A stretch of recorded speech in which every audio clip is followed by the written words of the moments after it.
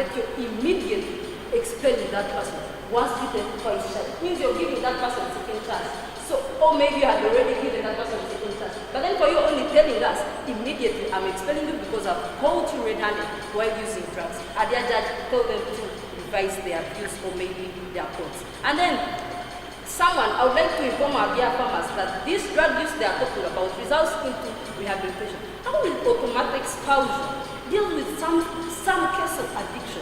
We have to address this addiction as a health issue, not a criminal issue, because we have to also consider our fellows. Someone is talking about the increasing or maybe reducing the enrollment of the schools. How will you have left, where will you have left those students whom you've expelled? Dear Judge, we have to consider every life, because every life matters on this planet Earth, on our mother world, on Jesus Christ. I say that these people have to be given a second chance, because if you directly expel them, it means you're exposing them to a challenging world. They will not even face another chance of education. They will lose their opportunities. And of course, everyone would like to be successful. It means you're just living, just taking someone's life carelessly, like you're not even caring. And yet everyone's right has to be fulfilled. Everyone has to get the right of education. If you're giving that person a second chance to reintegrate into the society, dear Judge, I'm telling you that you're creating room for more development of our country, since everyone will be able to join hands and do what? Cooperate in order to develop. And then I would like to tell you, dear Judge, that these people, when they are given a second chance, they can revise themselves. But when you expel them, they just only get exposed to this challenging world where they face very more troubles. They say that they cannot solve them on their own. And you just find people living in poor standards of living. And yet we, let's say for instance in our country, Uganda, we'd like to see our country developing. But then if you just have those bandits who will be expelled from school, how will you solve that problem of underdevelopment? We would like to be on a global level. And then our dear Judge, we are only emphasizing that instead of expelling these students, you believe that parents without knowledge, because without knowledge, but I would like to inform you that those parents are also somehow the cause of this drug use. So how can you tell me that you're going to bring them once to come and advise their students when they have failed? So we say also, maybe we can group ourselves, or maybe we just make teams and we come and we guide and encourage these people that instead of using drugs, we just go on to tell them that you just resist from drugs and do the right thing, which is good. And then somehow comes and someone tells me that we should directly expel. Why are you involving parents in expulsion? And yet, by the time you have to expel that person, you don't need the advice from the parent. You don't first consult the parent, you just directly expel. I told you to differentiate between expulsion and rehabilitation. You just somehow contradict it. Because you are just trying to say that expulsion, you have to negotiate with even the parent. You don't negotiate. And then you're just even making it a longer process, the PTA staff, the Board of Governors staff. Of course, whether you consult those people, but since you've called it an immediate expulsion, doesn't need any, dear Judge, I beg to submit and you award the victory to the winning team. I rest my case.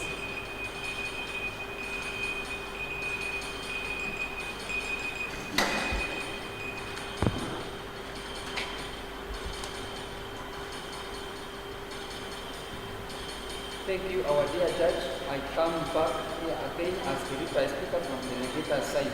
I want to tell the affirmative side that up to now they have not yet understood where they are residing as far as sides are concerned, because their standpoint is that they are standing to expel the drug users with immediate effect, and up to now they are contradicting themselves.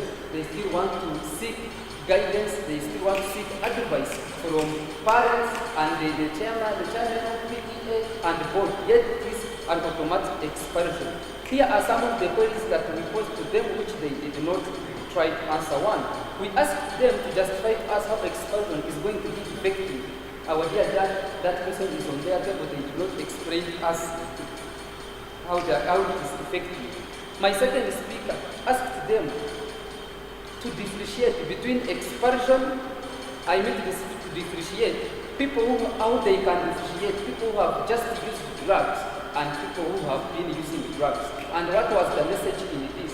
We as the negators, we got this message because we want to make sure that both people can benefit, can continue with their struggles, but them are supporting with an immediate expulsion, which won't be a solution to challenges in our society.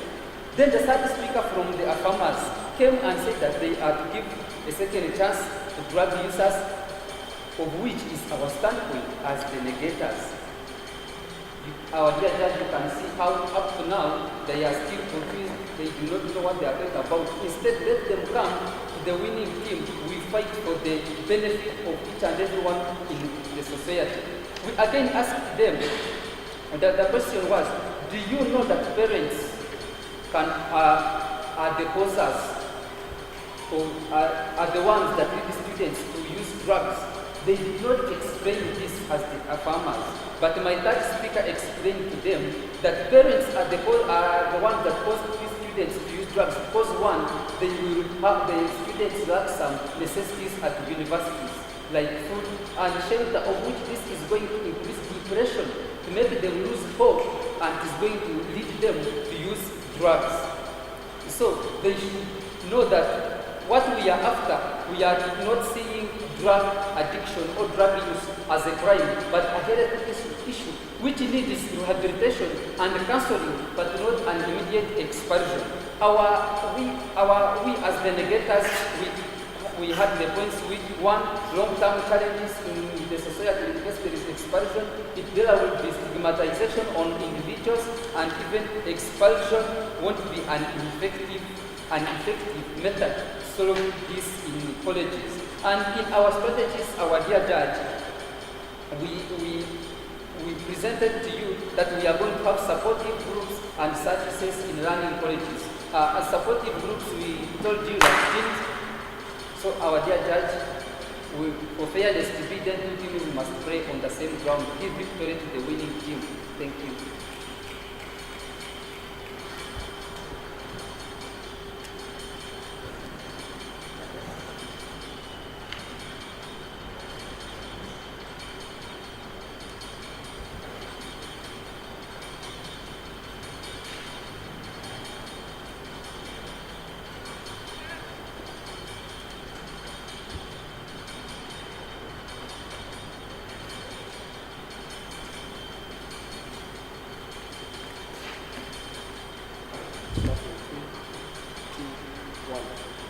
There is something that the ops forget to know. We say that this will be discussed to the Board of Governors, PTA, and the Council. Why? The PTA is the Parents and Teachers Association, and then we never told these students to engage in drugs, because at the end of the day, drug use is not an absolute and recommended solution to all their challenges. That's why we have a Guild Council, and I believe under the Guild Council, we have the Uganda National Students Association. I believe that it is a body that caters for students in a student's perspective, and then take the responses back to the board or to those who are concerned. Then you come and say that parents are some of the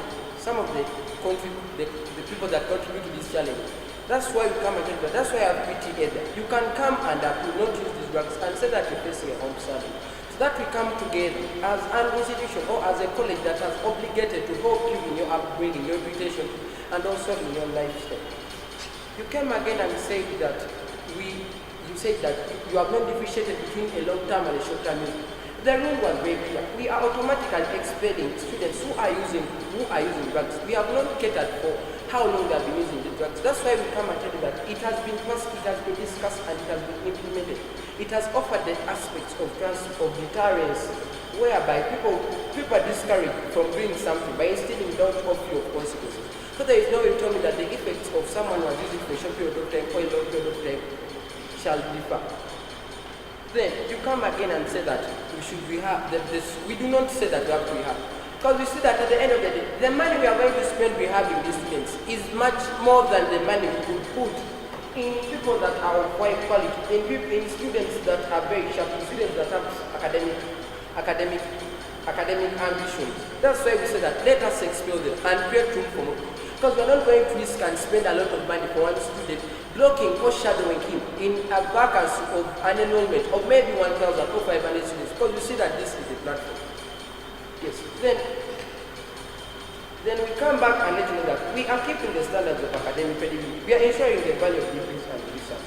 We are not going to be there keeping them all the time, let us rehab and what. We are spending a lot of money. And at the end of the day, why is this effective? It is immediate. It has been addressed. By the time a child comes to school, you're even aware, alongside your students, and it's even very hard to do work, to enroll in schools. And by the when we come and say that we have expelled, we have not denied them second chance. We have just denied them second chance in our institution. We are keeping learning.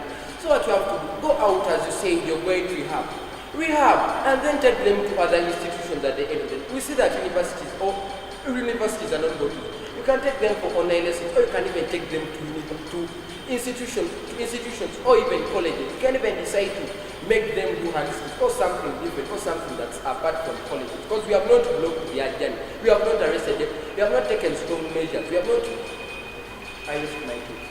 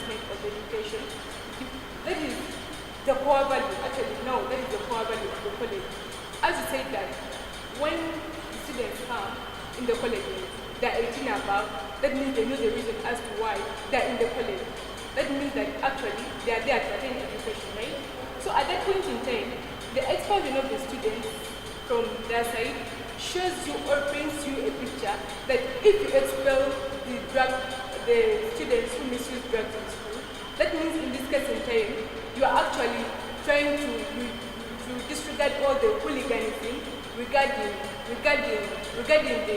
the effects that would have been caused about by the students who then abuse drugs in this point in time. That means you're actually trying to create a clean and safe environment for the student. Then for opposition, I did not get any rebuttal on that point on that case. So for the enhancement of education, opposition, you had to tell me then why even when these students are expelled, then that will not create a safe and clean environment. You get? So I did not get any rebuttal on that. So when opposition brings up the fact that you are posing a question to team proposition, then how will the expulsion be effective? Now, this is how they answered your question. Right from the start, they answered you that the deterrence effect. That alone, expulsion is effective in itself. So by the time you expel the students who are misusing drugs at that point in time, then that means you are preventing other students who may have come up to misuse the drugs and then create all that hooliganism in their colleges. That is already a deterrence effect. So that is how the expulsion then in this case in time is then going to be effective. Then the point when we go to opposition's case for your point was experiment and whatnot as the long-term effects. But then proposition answered to that, and they told you that in this point in time, when you go back to your primary, they have not told you that they are considering when the whole process of expulsion, there was a fact that then you automatically expulsion, right? But then they actually brought you a mechanism that then how is this expulsion going to happen? Even if it is automatic, then your parents have to be called in order to engage everyone. So it will be at that point in time when then the student is found misusing the drugs. So at that point in time, in itself, that automatic expulsion then is again far more effective. Even when they call upon your parents. That means on the issue of primaries, since then your parent is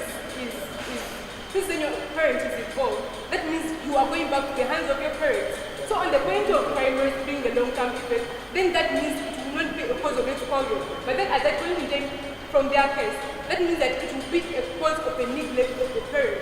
Because the child has been called, because the parent of the child has been called, and you're going back to the hands of your parent, not just the community as a whole. You get from their process of expulsion. Then, on the point of stigma, this is now where they tell you that, as you point out for stigma, right? This is now where they tell you that, yes, stigma will be there. But then, on the point of rehabilitation, in your mechanization, you felt they broke down the fact that then rehabilitation will be achieved in schools as well, because they told you that then rehabilitation in this point in time it's very expensive. That means you want the college in itself will not then be able to contain this rehabilitation thing. That's why they proposed, actually the first speaker proposed that when a student is automatically expelled, we will go back to them as the parents. That means the money that you would have used to spend on the school fees and whatnot, that means you take your child to the rehabilitation center. At this point in time, stigma in that point in time is then also wiped out of the debate. Then, the point of expulsion not being an effective way, that was already the deterrence effect. So you realize at the point in time there was too much engagement on your case from the proposition side, to understand that actually left no space and time. So that means that, and you realize at the end of the day, that all their points were standing and they were actually relevant to the debate. So at that point in time, I declare proposition as the winner of the debate. So you can shake hands.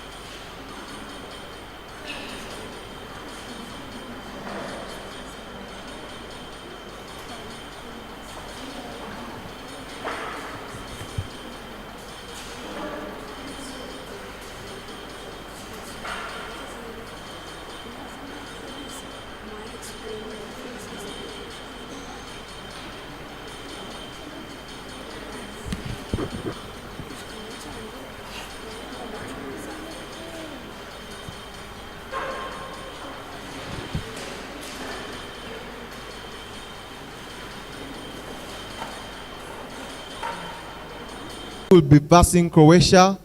In 14, in room 11, Peru. Sweden will be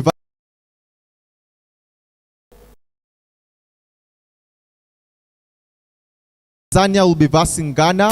In room 22, Wonder Woman would be versing Captain America. In room 23, Doctor Strange will be versing Superman.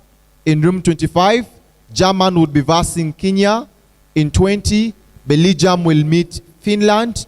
In 17, Japan will be meeting Argentina. In 13, Portugal would be versing Rwanda. In 19, Egypt would be versing Ireland. In room number 8, Canada will be versing Zimbabwe. India will be versing Poland. In room number 3, Ethiopia will be versing the Vatican.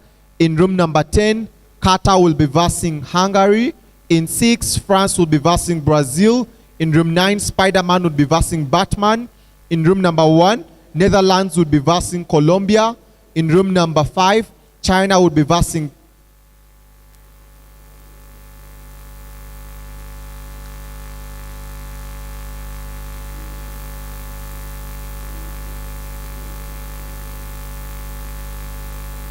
So in room number 5, China would be versing Indonesia.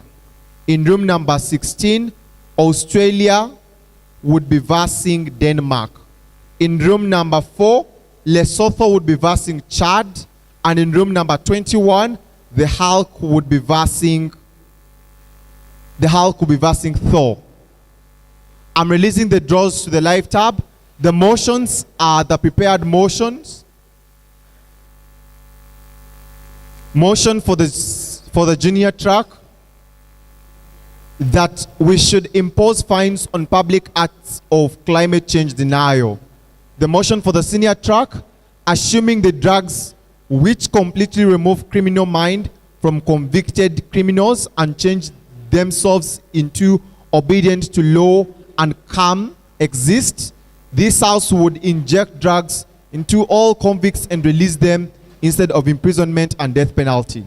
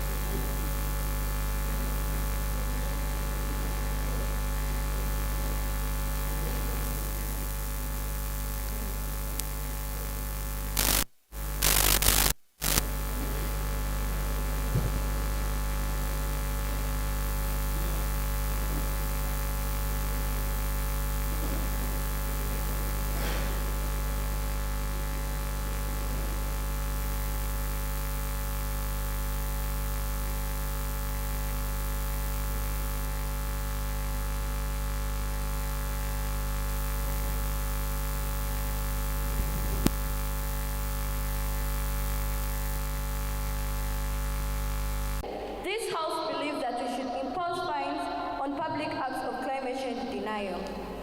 Our dear judges, we as the team of farmers are supporting this motion. But first, it is better to first understand the key terms in this motion. Imposing fines.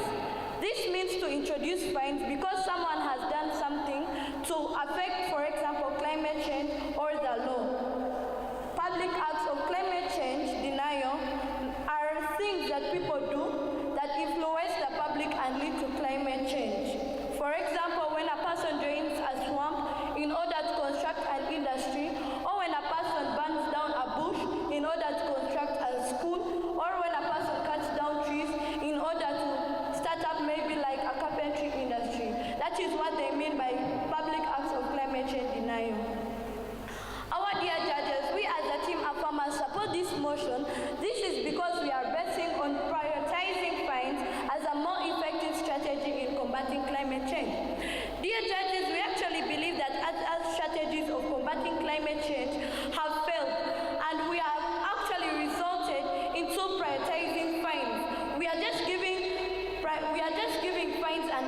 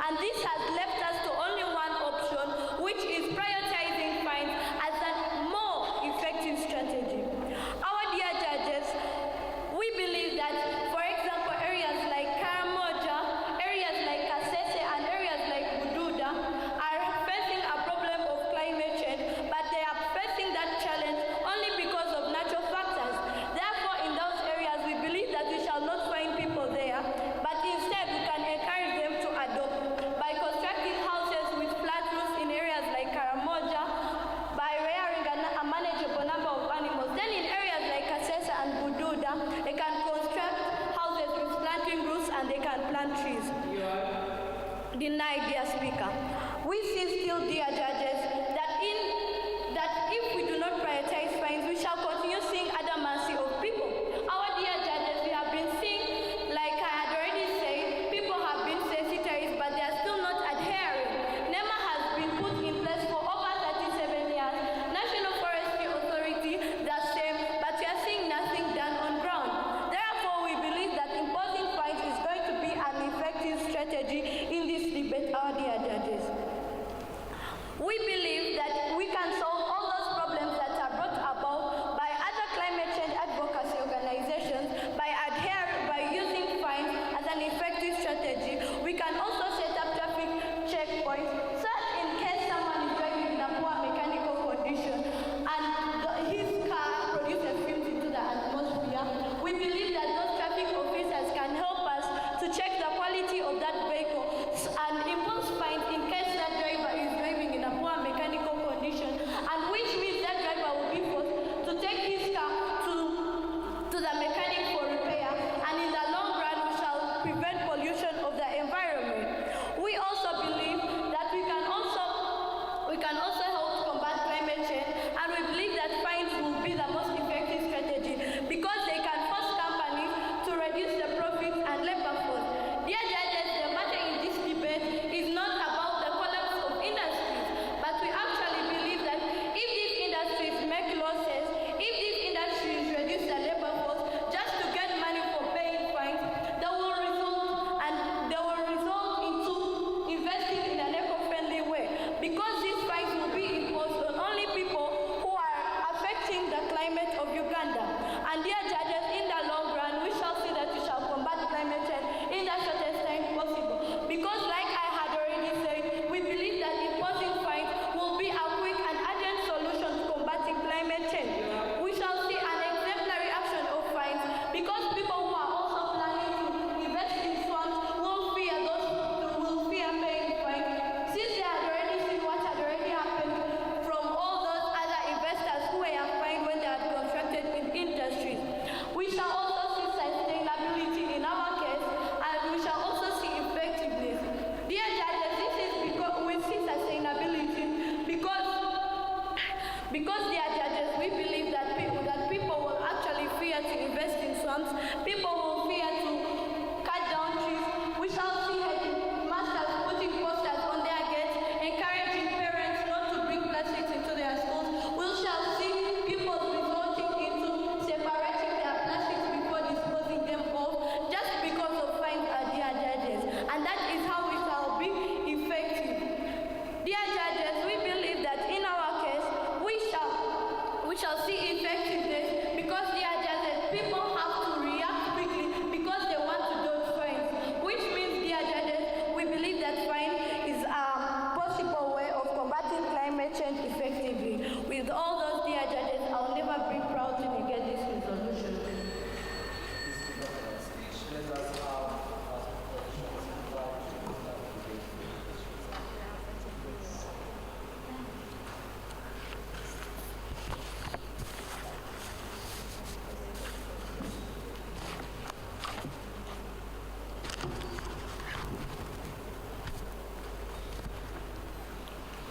Three, 2, 1. So this is what we don't get from Team Affirmative. Well, Team Affirmative actually was supposed to prove to us, then why then it remains a fundamental benefit for us then to impose fines on public acts of climate change denial. This is why they lose. Number one, they failed to show us then how these public acts of climate change actually look alike. Now, let's first show you then what public acts of climate change denial look like. Number one, this looks like political leaders denying climate change or saying that climate change is not real. Number two, this also looks like stopping or blocking climate change action in the long run or some policies. And number two, this can be also aired on televisions and social media on this climate change. That's what actually public acts of climate change denial. Number two, then they failed to show us how then the debate goes. We then think that this debate is about what then should, this debate is about whether we should impose fines on public acts of climate change denial or not. What we don't get from Team Affirmative. Well, we think that, well, if we impose fines on public acts of climate change scenario, at the end of the day, there are these people like political leaders who are able to pay this money at the end of the day. And this actually means that at the end, we shall have a repetition cycle where it means that people will be able to pay at the end of the day. They keep on spreading this misinformation. So then then we think that at the end of the day, we should not actually impose fines on public acts of climate change now because it remains insignificant for us to look about as the better solution onto climate change. Number two, let's show to you then why we think we should not impose fines on public acts of climate change now. We then think that these people actually, the reason why they denied climate change in the first place is because they lack scientific knowledge and agreement onto climate change. Number two, we then think that this is because of the information gap. We then think that where information gap comes in, it's because these people actually live in communities and cultures that actually have this information. So we then think at the end of the day,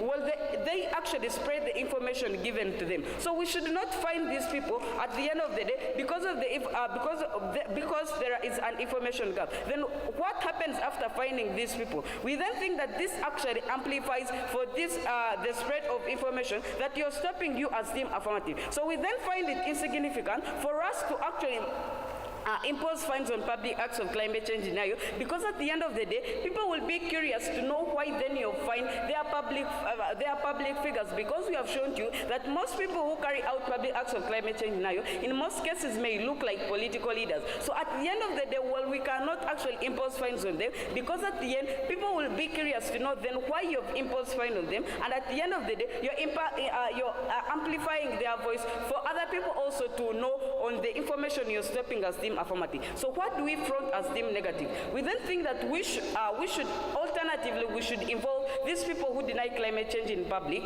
in debate and dialogue discussions. Then how is our solution effective and more better in today's debate? Number one, we have already shown to you that in the case where these people actually go on and deny climate change, it's because they lack scientific knowledge onto climate change, their effects and causes and possible solutions. So where we are able to provide them this knowledge and information and scientific information onto climate change, then we then think that at the end of the day they will be able to we then think at the end of the day they will look stupid. When they look stupid, this actually is impactful, because number one, we then think that where there have been public figures, well, the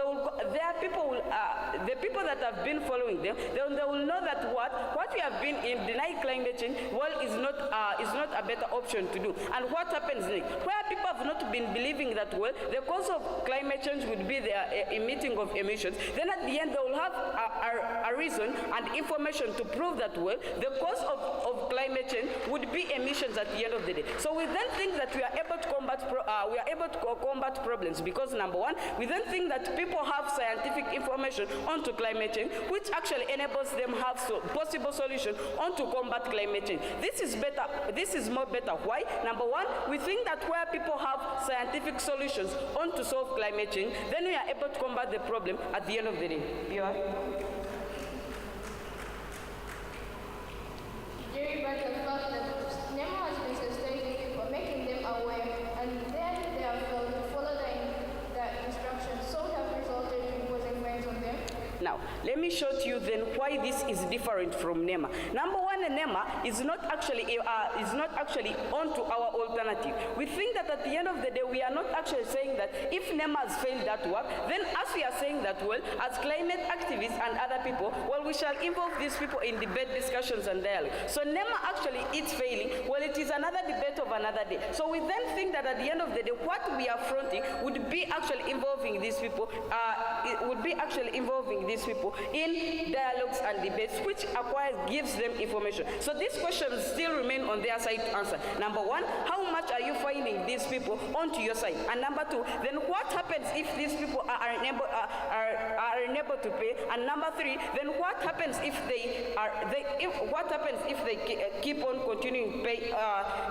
continuing denying climate change and they are able to pay at the end of the day? So we then think that, well, those questions remain unanswered from team affirmative affirmative, which then shows you as judges that, well, they do not show us a possible solutions on how to combat the problem as climate change. We then think that that is what we are supposed to get from Team Affirmative, what they front on public acts of climate change, on finding public acts of climate change denial. And number two, we think that, well, it is not solving the problem because public acts of finding them actually does not give them much information on to solving the problem in the long run. With all that being said, I beg to submit.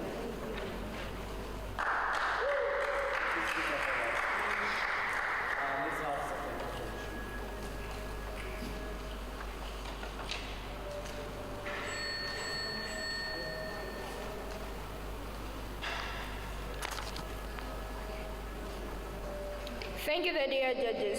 As we have seen what the team negators have brought on board, they have come and said that we have not shown the fundamental importance of fines. The dear judges, we have seen that if we impose these fines, as we have seen that it has failed, that's people being informed. For the minor people who have been informed, but those people who have been informed, e.g. the political leaders that are making these laws that we are seeing, but since them themselves are still adamantly refusing and still denying climate, this is the reason we are seeing that we should impose fines on them. Those fines, since the political leaders are able to pay them, but these people who are down them, the dear judges, we are seeing we should fine these people accordingly because these political leaders have adamantly refused to stop denying climate, making other people follow them as role models. The dear judges, we are seeing, since these people are public figures in the environment, we should fine them accordingly, not accordingly to the way we shall fine the rest of the civilians.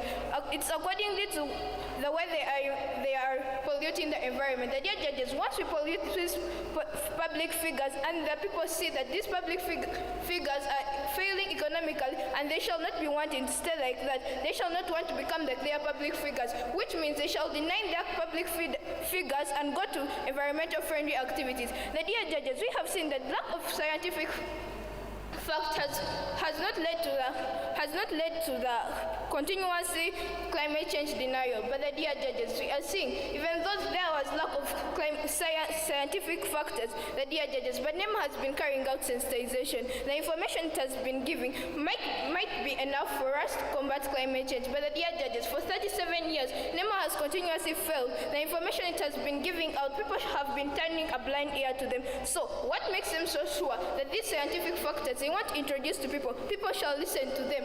Then the information that NEMA has been giving currently has failed. So we are seeing that the scientific factors they are bringing on board shall be failing. That is the reason we have seen that since this scientific and also the information that NEMA has been giving has failed, we should impose fines. These fines shall enable people, shall force them to stop, to change to environmental friendly activities. The dear judges, we are seeing that what they want to inform these people so that they can combat climate shall not be applicable. The dear judges, we are seeing that India has also faced this problem of adamancy. Why won't they? Since they have no other alternative than introducing these scientific factors, the dear judges, we are seeing once we impose fines on these people, and even though we don't give them these scientific factors, those people shall forcefully change to environmental friendly activities. The dear judges, we are seeing these motorcyclists on roads having vehicles in poor mechanical condition. The dear judges, we are seeing that this scientific factor shall not apply for people who are driving their cars. The dear judges, we are seeing that those people might listen to them, but we refuse adamantly and continue with their carrying out of the activities. But the dear judges, we see once we station police officers on the road to check whether this person has a driving permit and even if the vehicle is good mechanical condition, the dear judges, we are saying that once this is all applied, the film in the environment shall be prevented. The dear judges, we are seeing that even in schools, for these teachers who have adamantly refused to stop to put up posters on their gates. Put posters on their gates to inform parents not to bring plastics in the school. These fines that shall be imposing on them shall help them, shall inform them, shall even make them whether they want it or not, to put those posters up, because nobody wants to make a loss in Uganda. The dear judges, people need money to live, so they shall look forcefully, whether they want it or not, go look for better environmental environmental activities to practice rather than remaining with these unfriendly activities. You heard the POI? How much then do you plan to find these people who deny climate change in public?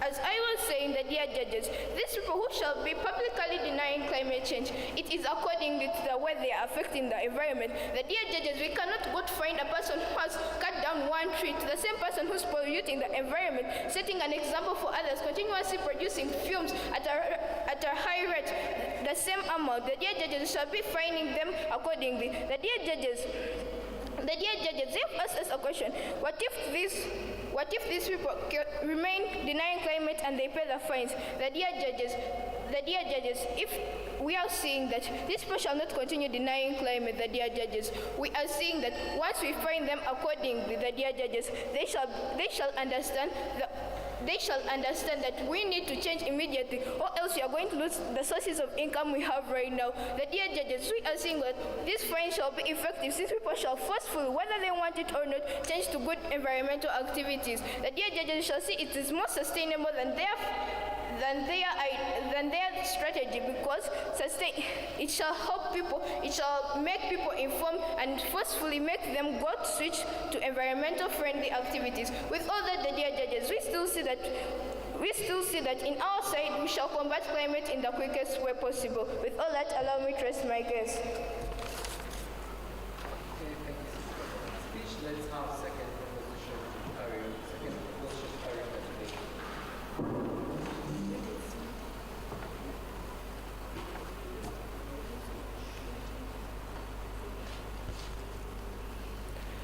Three, two, one. Resolve.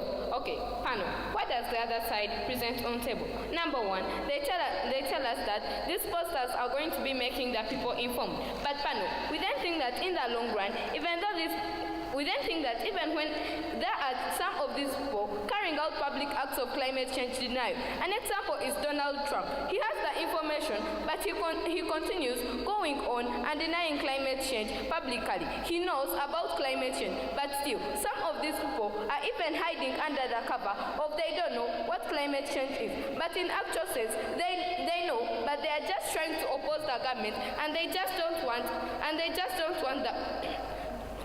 Okay, fine. What else do we receive from their side? They also tell us something like they are going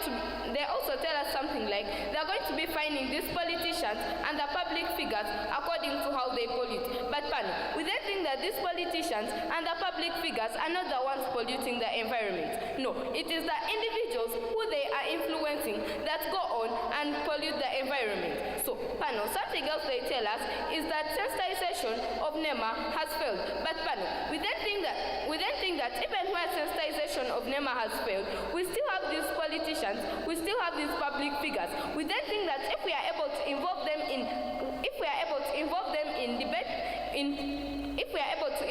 in debates and discussions, they are then going to look stupid. And we then think that where they look stupid, they are then going to go back to the public and tell them that, okay, well, what you have been supporting is wrong, so the better thing to do is to stop whatever we are doing, and we then try to combat climate change. So we then think that in the long run, our solution becomes more effective. So something else they tell us is that all other strategies have failed. That's why we are prioritizing fines.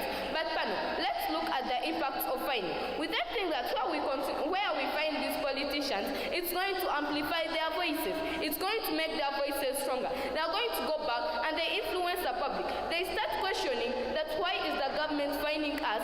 It's because they know that what we are doing is right. It's because they know that we are going against them and the public is following us. So we then think that where their voices are amplified, we are going to be increasing on climate change. People are then going to continue polluting. Even some people are going to continue.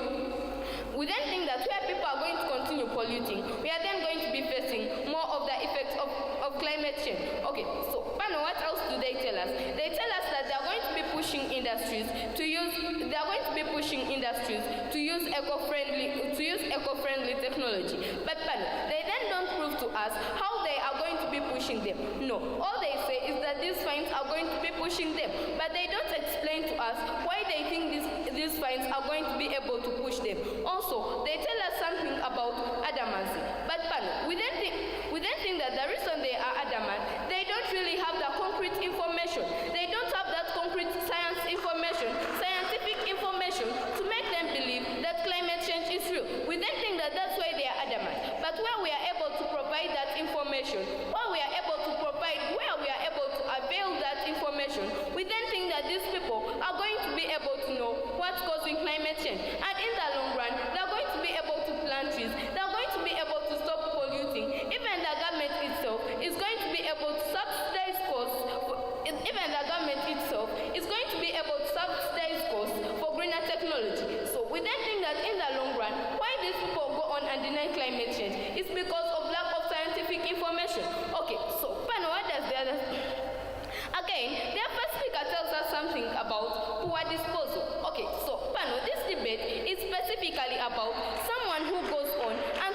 wrong information on climate change. Someone who goes on to the public, like an example can be like on functions, on these social functions. An example can be on social media platforms. They go on and they spread wrong information about climate change. So where they come and they tell us about people who are disposing this rubbish poorly, about people who are cutting down trees down in the village, who don't know any about people who are cutting down trees in the village, we then think that this debate is not about them. This debate is about someone who goes on into the public and then denies climate change. Okay, moving on to my team case. Number one, why do we think that these people are denying climate change? We think that the reason as to why these people go on and deny climate change is because number one, they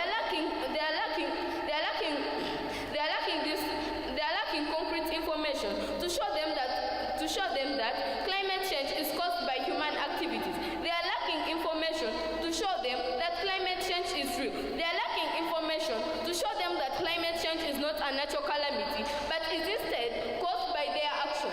We then think that if we are able to provide this information, if they are able to know the causes of climate change, if they are able to understand climate change from its root, they are going to be able to do what is needed, what is necessary to combat climate change. We then think that in the long run, our side then becomes more effective. Moving on to our arguments. Number one,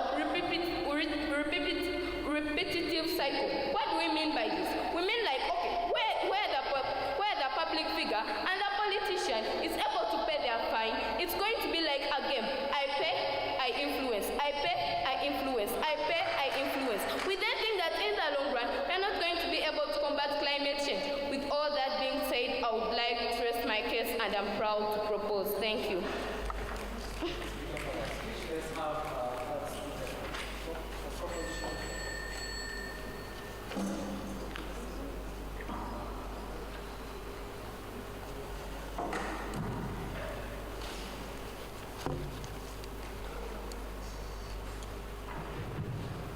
Thank you, dear judges.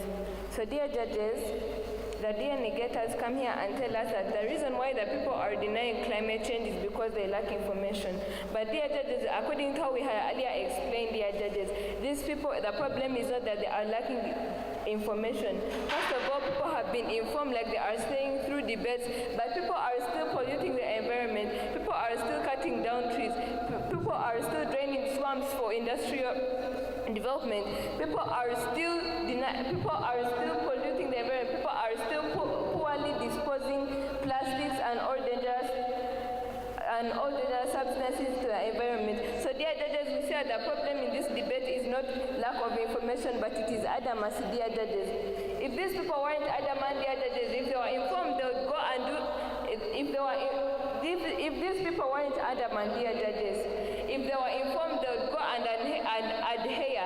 But dear judges, because they are adamant, they continue to dispose plastics anyhow. They continue to pollute the environment. Dear judges, in our world, we continue to say to our catering for natural factors that cause climate change. But in their world, they do not give any alternative or option for people affected by natural factors of climate change. While in our world, we see that because most of some areas in Uganda are affected by natural factors that cause climate change, we are enabling them to adopt. Take for instance, people in Karamoja to start irrigation farming.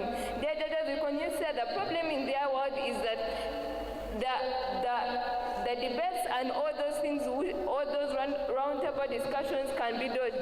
Dear judges, of course, fines cannot be dodged. If a person is fined and a person is hunted to pay the fines, there is no way that person is going to dodge them. But in their world, we see that those debates can be dodged, and people will, of course, give a deaf ear since they do not know what is being said. Dear judges, we also continue to say that in their world, we see that in their world, the information they are trying to give the people may not reach people in remote areas. Take for instance, if they are trying to give information through newspapers, some newspapers do not even reach remote areas, meaning that their strategy is not even effective. While in our world, we see that if we impose fines, it's going to be effective. How, dear judges? If we give additional jobs to the traffic police, like imposing fines if people's vehicles are not in good conditions. They are asked to pay fines. Dear judges, that is how it's going to be effective. We also continue to see that if we continue to follow this, if we continue to impose fines, dear judges, we see that the conversion of climate change will speed up other than their side, whereby they continue to inform people, whereby people have been informed for over 10 years. But dear judges, guess what? Nothing has happened. Nothing has changed. People have been informed, but guess what? They are adamant. They do not want to listen. That is why we still do imposing fines on people, so that people can understand that we are not supposed to be harming the environment. Dear judges, we also continue to see, they asked us a question that what will happen if the people are able to pay, if the people continue denying climate change. Dear judges, we see that if a person who owns an industry is fined with 5 million per month, that person will not continue denying climate change. Number one, because all the profits which you are supposed to get are taken to fines.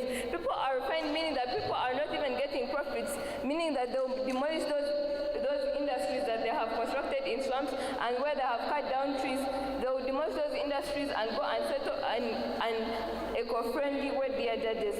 We also continue to say that in their world, there is total climate change. Number one, because they do not give a solution for people affected by natural factors of climate change. While in our world, we see that we are giving options for people in climate change, for people affected by natural factors of climate change. We are enabling them to adopt so that they can live a comfortable life and stop being affected by climate change. While in that world, we are seeing people in Karamoja, people in Bududa, people in Kasese continue being affected by natural causes of climate change. Dear judges, we also see that if we encourage the people in Bududa and Kasese to plant trees so they may reduce the landslides, dear judges, we shall be reducing climate change and shall be combating climate change.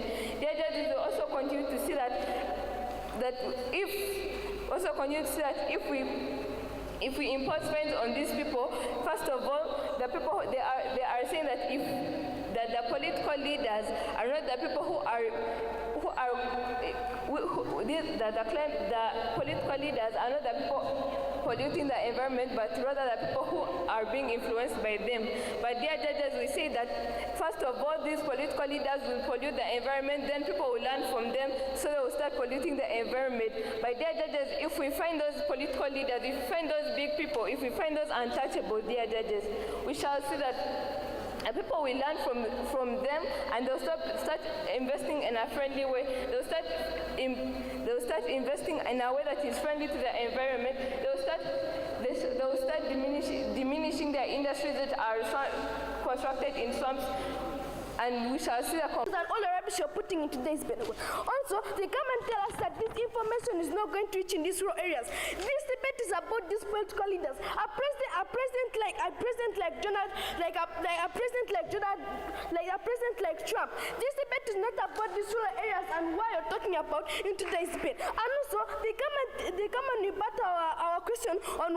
They come and answer our question on what happens if someone can pay. They come and tell us that if you're going to continue, if you're going to continue fining or finding you or finding you like 5 million, you're going to stop. Like a president like Donald Trump, who said that climate change sucks. No matter what money you're going to tell him to find, he's still going to pay. So how are you solving climate change and how are you solving climate change in the long run? Well, they also come and tell us that climate change is a global problem, that people in Kasese and other things like that. But also understand that, as I've explained, Donald Trump, even if you find him, Donald Trump said that climate change is a hoax, right? So if you're going to find him like this, like 5 billion or something below or something above, he is a billionaire. He can afford. And also, they come and tell us that NEMA has been sensitizing people. NEMA has been doing all these things. Has NEMA sensitized Donald Trump that climate change is real? No. So Donald Trump is still going to be putting this wrong information on television, telling people that climate change is not real. And what is going to be the impact? Would you think that other people are going to be like, hey, climate change is got will, they're going to be cutting down trees. So I think that's why Team Affirmative one misfires a motion, and that's why I think that Team Affirmative does not win this debate. Does not win this debate. Well, also we want to ask Team Affirmative the following questions: What happens if you're going to find these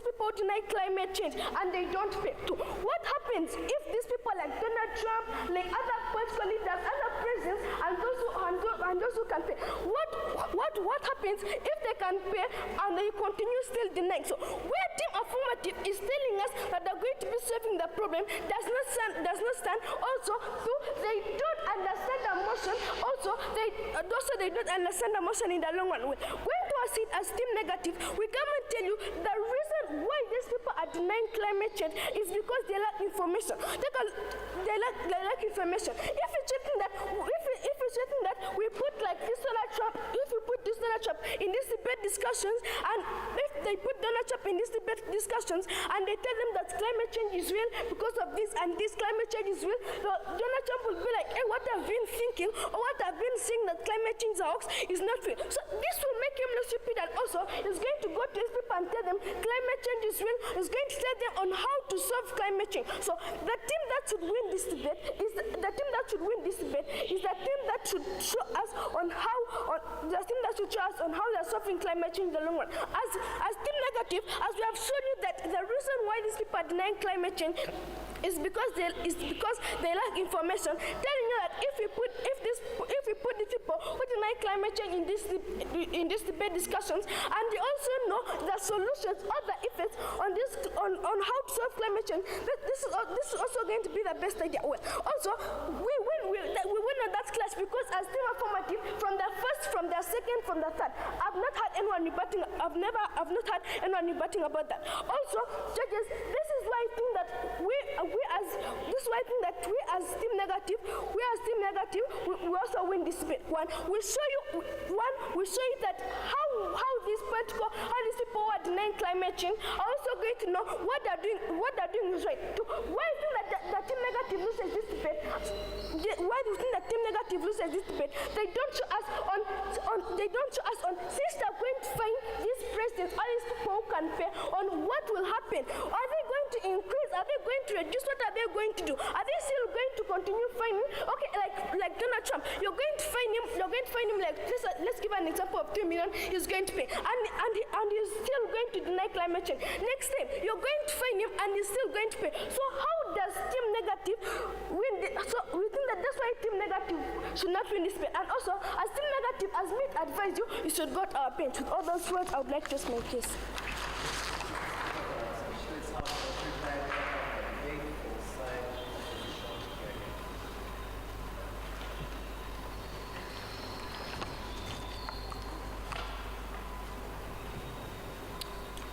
This is then what moves along through the debate. We then tell you as Team Negative that the cause of climate change denial in the first place is because these people who deny climate change in public lack scientific knowledge onto climate change.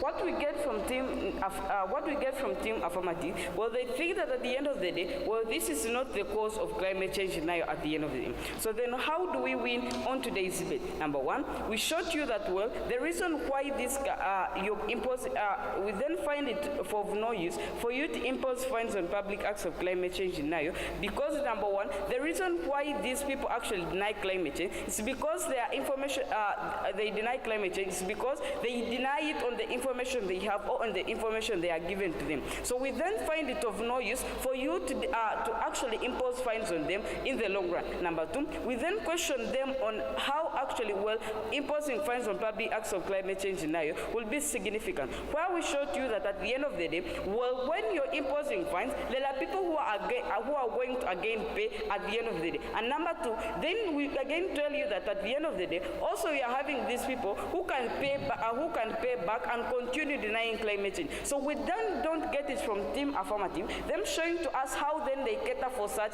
insignificant things in the long run. So then them show to you then how our side is better. We then tell you that the cause of this, why they deny climate change, it's because, well, they lack scientific knowledge, and that's why we are involving them in debate discussion, for them to have this knowledge and stop denying climate change. And at the end of the day, well, people will stop things that they have been, things that are not good to environment or are not environmental friendly in the long run. We then think that the winning team should show us then how they are able to solve the problem of climate change at the end of the day. Well, Team Affirmative does not show to us then why it remains fundamental for us to impose fines on towards solving climate change in the long run. Well, if people deny climate change, then what happens if you impose fines on them? That's what we don't get clear in the long run, and we think they lose on that case in the long run. Then our side again shows you that, well, while we are involving them in debate discussion, well, people are having knowledge. Number two, other people they are going to invest in, they are going to be having possible solutions on to solving climate change in the long run, and not onto what Team Affirmative brings in today's debate. So we win on those points where we think that Team Affirmative does not even matter. Show to us then how much they are fining. In their third speech, they again show to you that, well, if a person can, they are going to be fining them maybe on 5 million. Then we again show to you that we are having public figures, maybe like presidents of countries, who deny climate change in the long run. So then how do you cater for such individuals who can actually pay this money, or you even who is fining, you do not have the capacity on to such people? If then it is a court, do you think a legal court has a capacity onto the president of a country? We then find it so insignificant, and we think that Team Affirmative loses this debate, and we win this debate. With all that being said, I beg to close Team Negative's case.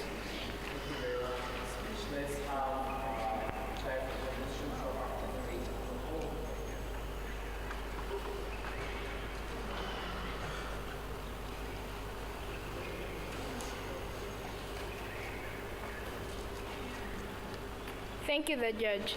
We are saying on our side that we shall combat climate on a faster thing. The dear judges, we believe that providing information to people might be able to combat climate, but at what rate shall it combat climate, the dear judges? We are saying shall combat climate slower than the imposing of fines. The dear judges, we are saying that imposing of fines is important because, the dear judges, once these people continuously pay these fines, the dear judges, money is not grown on trees, the dear judges, which means if these people continue paying these fines and denying this climate, instead of continuously paying these fines, these people shall at least see that these people shall see that if we continue paying these fines that we are paying, even though you are rich like how, continuously paying fines for at least 5 years, you can run bankrupt, the dear judges. We are seeing once we have imposed these fines, and these people are looking for ways of dodging these funds. We shall bring in the advocacy organizations, the dear judges, which is advocacy organization shall give them alternative ways of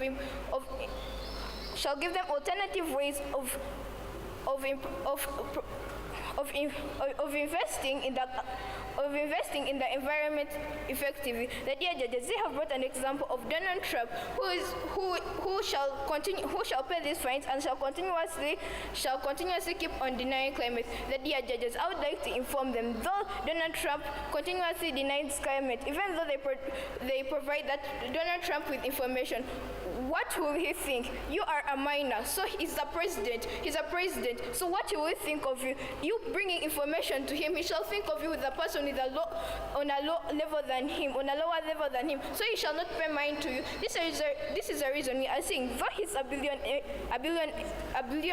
he shall face trouble. He shall face trouble when he pays these funds continuously. The dear judges, we are saying that still effectiveness stands in our case, since people shall see the dangers of paying these fines continuously and daily, and shall stop polluting the environment. The dear judges, we are seeing, though the information is provided, people shall take a long time to digest this information, meaning climate change shall continue, and there shall be no other ways of preventing people from dying at a large scale. With all that, the dear judges, we are seeing that the Team Affirmative rank on a higher rate rank higher than the Team Negators. The dear judges, allow me to rest my case.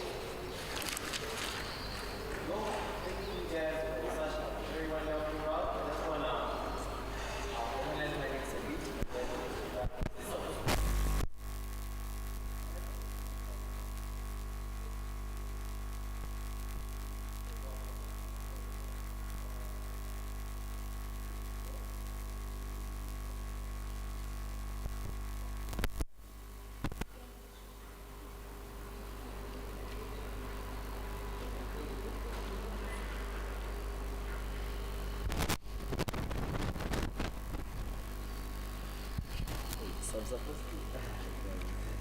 But it's okay. So now I'm ready for the video.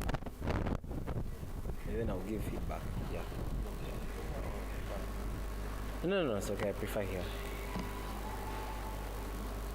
But if the lighting doesn't work, I can shift. It's okay. Okay. Alright.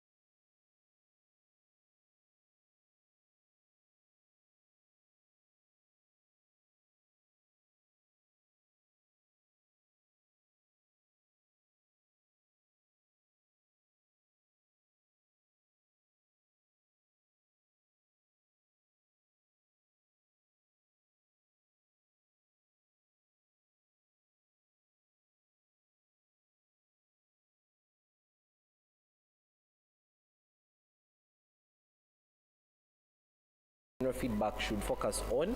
Second, I'm going to talk about how the debate moved, and I think with that, as the feedback goes on, I like to just engage the debate how I saw it, and then we'll arrive at who won and why they won. So firstly, I think with general feedback, I think one of the things you guys should do is to not have your cases exist so separately.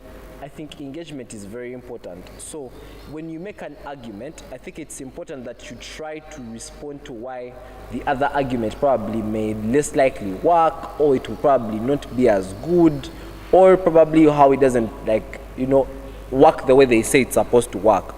That makes it easier for us to now make an assessment on or an evaluation on what you guys provide, because you have been able to sufficiently respond. So debate is a comparative sport where you don't just give your contribution, you respond to the other contribution given to the other team. It's very important, because it's not just about also responding, it's also showing why, regardless of why you've responded, why your side is able to provide something better. Because regardless you've been able to respond, that team's case, either team's case is not so bad, it's about an evaluation of which case is better. So the assumption should not be that the other person's case is bad, doesn't do anything. They have shown why to some extent it does something. You need to prove why yours does something better. Is that okay? So I think engagement should not just go beyond just like flagging things. I think it's also about having to explain those things, right? So I think when you make a response, you need to explain why that response is relevant, why that response is more likely supposed to be an efficient response, and why it makes your case better than the other team's case, or how it weakens the other team's arguments. So that's very important. Contribution, I think, to be honest, I've been even with the older guys, but I think there is better contribution here that happens. What I want you to work a bit more on is to when you're making the impacts, for example, what's going to happen after, or what people are going to do, I want you to show me why people are probably going to be in a position to do it. So if you say people are going to do this because probably they are scared, why are they going to be scared? Or if they're not going to do this because they are adamant, or if they're going to do this because they have money, why is it that even when they have money, they will still continue doing this specific thing? So I want you to go a bit deeper on the outcomes that happen and show why someone in their mind, put yourselves in their shoes, why they would be in that position to do that thing you're saying they are going to do or not do. I think that's very important when you're doing more contribution. Also, the last thing that I want you to do is the comparatives, right? So yeah, what happens on the other side, then tell me what happens on this side, why the other thing most likely is able to be better. The last thing is relevance, because it all goes back to the motion you are talking about. So how is what you're saying going to cater for the motion? How do you tie it back? So for this motion, it's about how do fines then deal with public acts of climate change denial? Or how does the alternative deal with the acts of climate change denial? So don't just say it deals with it, you need to show me how it deals with it. So that relevance is very important to make your cases stronger. Are we together? Right? So that's general feedback. I think that we could work for that. Everything else is very proper, very brilliant. I think now, yeah, I think that's general feedback. What we're going to talk about is the debate. So proposition says that acts of climate change denial are not just publicly in like word, but also in action. That they symbolize or they show that people aren't believing or believe that things about climate aren't true. So the extent to this explanation is to show how. And their argument is to say that people don't listen. So people know that climate change and the things that they're doing are bad, but they just don't listen because there's been some certain level of sensitization on TV, news, and climate change is urgent, but people still do these things. Now, I think I'm gonna get to how this context is dealt with by opposition, but let me first finish what first speech is able to show me. They talk about why individuals don't listen and why institutions like NEMA have failed, and they say that fines are now going to be the solution. So at this point, I was like, based of how are fines any different? So the answer that I get to this is that now these individuals, when you find them, they're going to now try to invest in other things that don't make them fined. So they're going to be scared of paying for fines, and therefore they are going to be encouraged or forced to now do the things that are more compliant with climate and stop doing actions that like erode the climate and effectiveness. So they say people will react to these things because they don't want to pay fines. First opposition, however, says this debate is not necessarily about the action, but climate change denial is not mostly done by the poor individuals. Climate change denial is mainly done by popular politicians who now want to use their influence to change the truth. So, in a way, this responds to the context that proposition gives, because proposition's context is on the vast majority of the poor individuals. Opposition is saying that climate change denial is not mostly done by the normal individuals, it's mostly done by politicians, because they are the ones who have more airtime on television and news. So they say what happens mostly on news is information, but like proposition says, but it is not information on sensitization. It is politicians doing more of climate change denial and denying the possibilities of climate. So they accept that information exists on larger platforms, but the question is what information exists there. Opposition is able to show that that information is mainly by those individuals because they now are the ones who spend more time on television. And because they say that these individuals spend more time on television and have influence, they can easily pay the money. Because they can pay the money, it is going to be easy for them to constantly say whatever they want to do. And they say this doesn't solve the problem because it is a repetitive cycle. The reason why they say that climate change denial exists is because the very individuals who are giving out this information lack scientific knowledge, but also access to information, right? So this far in the debate, this engages with prop case in the sense that even when I'm able to buy the fact that these individuals, when you find them, they're going to fear to be able to do these things or say these things. The question is, have you catered for the individual themselves, the root cause, which is their inability to know scientific facts and scientific information in those things? So they say because these people don't know and you still give them airtime, even when you find, it just amplifies the problem because these people still don't know. So the problem is that they say that when you get these politicians and you find them, you instead anger them because they now are just going to go back and spread more misinformation because they now have more numbers. And it's worse because more people are now paying attention to the news because you are finding them. So they said that that is now going to worsen the problem because there is now only ability for someone who has access to airtime, like politicians, that they want, and lie their way out and worsen the information. They said the alternative now is to now have more debate and dialogue discussions, right? So they said debate and dialogue discussions, first of all, give people information that they did not know and make the politicians that are lying to them look stupid because people now know information. So it is correct, it is self-corrective in nature that when you provide scientific information, you now have a discussion on solutions to climate. So what this implies is that it also allows you to create sustainable solutions on those problems. There's a POI that comes from this side about why in of itself NEMA has already failed. They accept that NEMA has failed, but they say that people who are handling this will be different, which is climate activists, funders, and NGOs who are now having more accurate information on these things compared to these individuals who have already failed to provide the adequate sensitization. So they say these are the people that will get more people on their side. Now, what I required at this point in the debate is now what these guys prove is why the adamancy exists, right? Why these individuals just don't have information and why the debates need to do that. Now, at this point in the debate, second speech was required to prove two things. One, why at the end of the day, you cater for the adamancy through the fines. But also secondly, the idea behind why the alternative that they provide is now not going to be better than when you fine. So it was not just about showing why the fines can work, they also agree the fines do work, but they said there is a more pressing reason that needs to be catered for as to why these actions happen. What does second speech now prove? I've highlighted the burdens that needed to be run that had been placed by this case. Proposition second now comes and talks about why finding is not going to be arbitrary, like it's not going to be just out of the blue, it's according to the acts that you provide.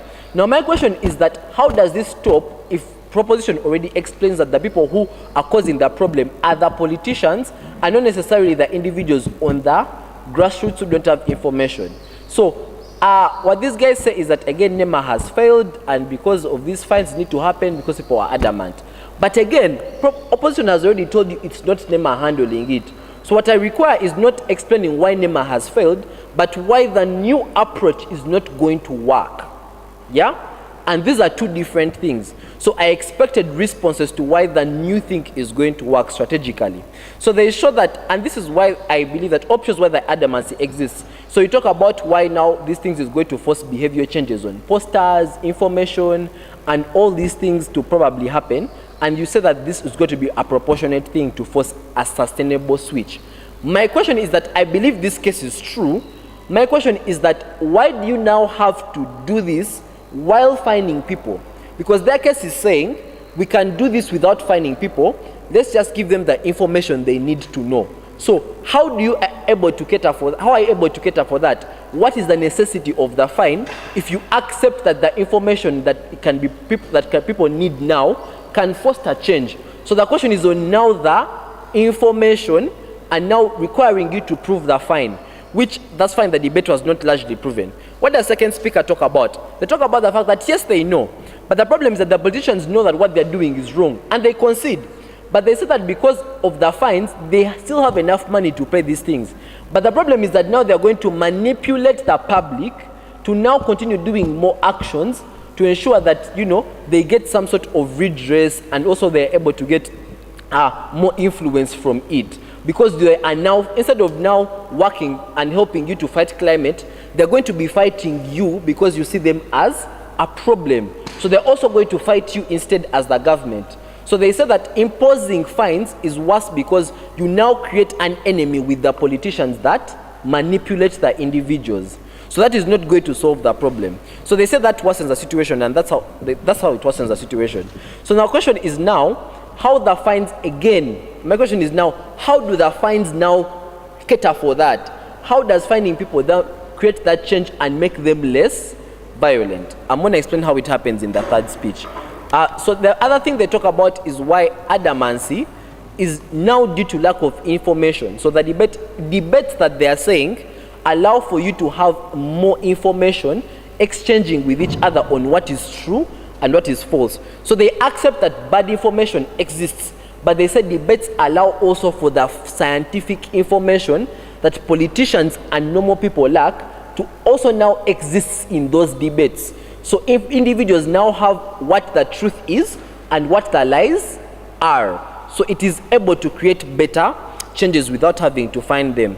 So they say that the individuals that you now talk about in the grassroots don't know a lot of things. People in the far areas, they don't know these things, so they need this information. And people who most likely reach them are the politicians who deny climate. Now, I think the idea is to now explaining why scientific information was to show how most of those things was real. What does third speech show? So third speech is able to show me why fines to some extent can make people do something. My problem is now, most of the examples that come in third speech actually make opposition case more realistic. The fact that people in far to rich areas don't have access to proper information, they don't know some things about climate, they don't talk about some of the things that go on, some of them don't even have access to, you know, scientific information. These are the things that opposition is exactly telling you, that you don't have to find politicians, all you have to do is to provide the necessary information. And politicians, the ones who you're saying access, let's create debates that now show that politicians are lying. So it again talks about why the problem is worse when you find politicians who can access those far to rich areas and can lie to these politicians. So they're saying instead of finding them, simply work with them and just create debates with those politicians on what is true and what is not true to create better information about those things in the long run. So I buy the case that finding can create some level of fear for people to probably don't want to be fined. And there's a brilliant response here that talks about why like these individuals cannot maintain paying the fine because it is more sustainable, right? And I believe that is true. The problem is that is the extent of the response. It doesn't show me why, even when you continuously pay, people are more likely going to now start saying the truth than making individuals to now continue still doing acts of corruption. So if you find them, do they now say the truth or do they just continue lying? Do you get the argument? The explanation on why people may say the truth or continue lying is not clear. It's not explained on proposition side. And that's what I needed for you to explain to me why that specific thing is going to be effective. Are we together? Right? So I thought that the responses were very not clear from proposition to now take away the argument. What does proposition say? Proposition goes back to what you talked about in first speech. Not about prioritization. It's about adoption. Why does this method work and why does this method call for solving the problem and why is it necessary? So they say rich leaders can be able to pay the money. People like Trump who have billions of money can still be able to counteract the money. So I feel this response is to an extent weak, right? Because even when it is able to show that some leaders can pay, it doesn't cater for why some leaders may have the capacity to pay. So I find it weak. It doesn't really take down most of the bulk. But the burden placed on you to prove why those people will say the truth and don't lie is what now you're losing on and is not explained even up to reply speech. But there are two questions that are asked, that are posed to opposition that they point out that haven't been answered. What happens when for people who don't pay the tax, who are unable to pay the fine? What do you do for them? And what do you do for people who can be able to pay for that tax? And I think these two questions were very crucial in proving how effective the fine can be. So I thought that probably like put you a step behind side opposition. So they say that for them, they prefer the debates because it shows the reality, the scientific numbers on how serious climate is to cater for the idea of urgency that proposition is catering for. In reply, my question again goes back to leaders leading by example. It's a brilliant idea fronted by third speech. How people probably are going to be able to do what leaders tell them. It again brings back the same question. Are people more likely going to lie or people are going to be more likely going to be able to tell the truth? Do you get it? So if you find them, are they going to tell that they'll be scared, yes, to be able to pay more fines? But what do they do when they are scared? Do they tell lies or they keep on telling the truth? That is where the question is. So I needed an explanation to show why people are more likely going to tell the truth. And that is where opposition was lagging on. So the debate then boils down to three things: necessity, solvency, and effectiveness. On necessity, they show you why there is already an existent alternative that is not going to probably like force people to be able to do things they don't want. Let's just give them information and debates. So they prove that it is not necessary for you to have the fine. On solvency, they show you why your solution worsens the problem. People become angrier, they go spread more lies because they have influence, and they make you an enemy of the people because they show you that they make themselves the victim whenever you find them. So it never solves the problem, it's just a repetitive cycle. But also they have the capacity to pay. So some of them may pay, some of them may not pay, but it still doesn't take away the capacity for people like Trump who are able to pay for those specific fines. So solvency is never catered for. Effectiveness. How is the fine going to be effective if people can still manipulate and make themselves enemies of the government? So because of that, opposition is able to prove that it is not necessary to have the fine, would rather have an easier alternative. They show why there is more solvency on having debates, but they also show why there is effectiveness in having more dialogue than having to force individuals in a situation where they don't want. So because of that, opposition does win the debate. But thank you so much. It was a really fruitful discussion. Thank you very much. You can shake hands and we can have personal feedback later.